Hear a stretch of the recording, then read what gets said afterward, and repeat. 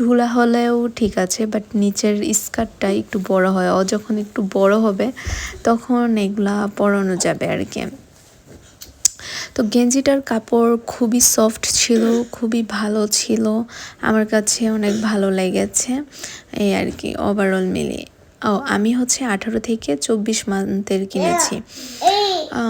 মোটামুটি আমি একটু বড় সাইজই কিনি, কিন্তু এবার মনে হচ্ছিল যে স্কার্টের নিচের যে পার্টটা ওই পার্টটা বেশি বড় হয়ে গেছে, কিন্তু আমি আরেকটা কিনেছি, সেটা আবার মোটামুটি ঠিক হয়েছে। আমি দেখাচ্ছি যেটা কিনেছি।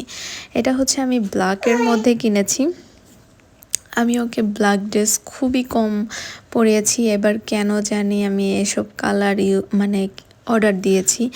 এর আগে তো সব সময় রেড ব্লু এসব পরাতাম, এবার একটু আমি দেখলাম যে এসব কালার মানে ভালো লাগছে।